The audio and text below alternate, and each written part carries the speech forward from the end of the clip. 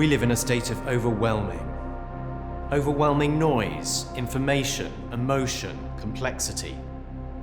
This overwhelming drives confusion and anxiety. Technologies that were meant to connect us are leaving us feeling disconnected and divided. In such a world, the deep symbolic resonances of ancient religious traditions re-emerge. They may anchor people amidst this confusion, but they may also reignite our combative instincts and reinforce a closed worldview. In the West, we've come to view religion as largely irrelevant to major global challenges. In our minds, religion is declining. It's a private matter. It may be manipulated by politicians or drawn upon for social good, but it's not a primary consideration. It doesn't drive global change. But from other parts of the world, things look very different. Not only is religion enduring, it's coming to the fore in individual identities, in national identities, and sadly, in the defining conflicts of our time. So what if the question of how we live together as a world of different religious traditions is not a secondary question, but a primary question in forging the world we want to build? What if we need to understand the world's religious pluralities better and how they intersect with challenges like climate change and conflict?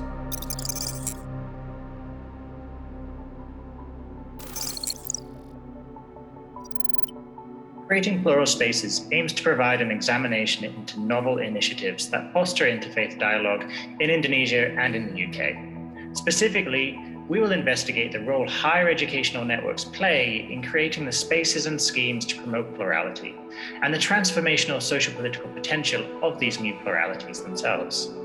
Focusing on interfaith dialogue and the spaces they utilize is timely.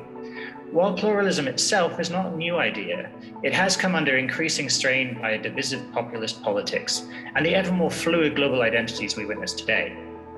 Amplifying such challenges, secular modes of social unity, popular in Western political narratives, struggle to adequately articulate what these challenges mean with regards to faith and interfaith amity.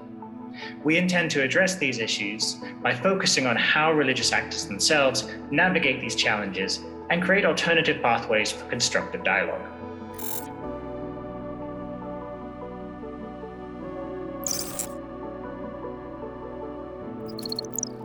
The remit of my research project is Women of Faith and Peacebuilding, and I've chosen to examine the Israel-Palestine region. I focus on two particular aspects. Firstly, the global travel of women's peacebuilding initiatives. And what do I mean by this? Many people of faith may experience the travel of conflict. Diaspora communities worldwide sometimes feel the consequences or the spillage of escalations of violence in their hometowns. But might this phenomenon also be true of peace? Do the peace-building projects and initiatives in one area of the world have concrete impact on the generation or commitment to local British peace-building initiatives? And secondly, I examine whether and how faith impacts on women's commitment to peace-building initiatives.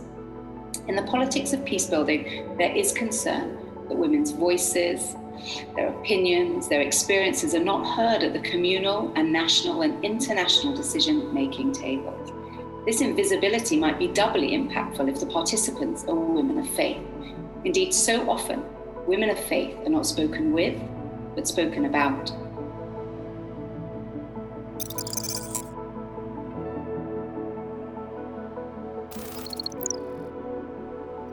Nowadays, it's not only scientists that are concerned about the impact of climate change. Ordinary people in the Middle East speak of the weather as losing its logic and as being strange. Summers have become lawn and huts. In a country like Jordan, for example, the air conditioner was a luxury one could find only in the homes of the wealthy. Nowadays, most people cannot survive the hot summers without air conditioners.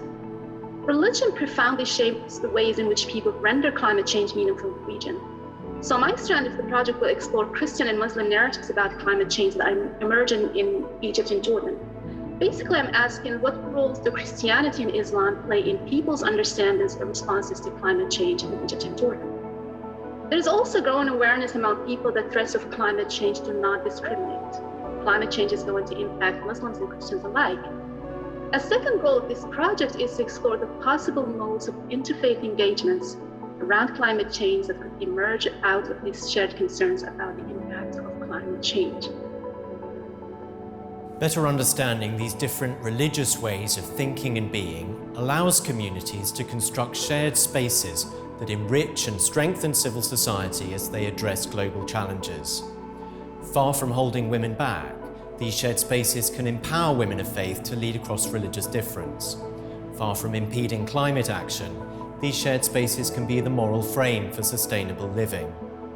So we must identify the challenges of religious difference that each community needs to grapple with and expand our thinking beyond exclusively secular policy solutions.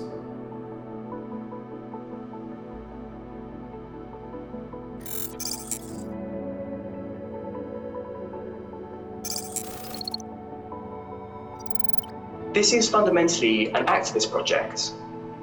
We don't want to sit in an ivory tower observing the world. We want to participate in the collaborative interventions that shape our shared home for the better. And to that end, we're taking these emerging academic insights from our project and then immediately bringing them back to policymakers and the sector practitioners and community leaders and asking them, does this make sense? Is this useful? What are the new and imaginative interventions that these insights might lead you to design in your context? And how can we resource and support you in that? And so through convening a series of workshops with stakeholders across our project themes, we will develop public access toolkits and important practical materials designed to empower actors to foster genuinely plural civic and community space. And over the course of this project, we'll be engaging over 300 leaders across faiths, countries, and sectors towards this end.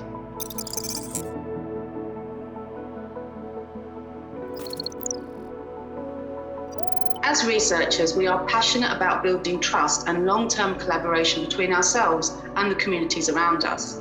The research we produce is rooted in an ethos of inclusivity and openness, where we strive to design and produce research with the involvement of the diverse communities we are focused on. In this project, we seek to put stakeholders at the centre of knowledge production, to create space for their unique insights and experiences, and to build these into our work. Our research aims to create new frameworks for understanding faith communities within the academic literature, but also to draw out and disseminate the policy implications of our work. We are uniquely placed to examine interfaith activity through our own programmes at the LSE and to collaborate with the students who take part in our programmes from all over the world. By examining how these interfaith activities shape the way that these young people see themselves and others, we can better understand how this inclusive dialogue shapes their sense of identity and belonging with others. There are no neat, simple solutions in this complex and conflicted world. But as we pay attention to the strong symbolic narratives of world faith traditions, we find new possibilities for connection and collaboration. We can go deeper into our distinctive beliefs, traditions, and cultures to find common humanity and common purpose that allows us to address some major challenges we face. In the midst of our overwhelming, we can find hope.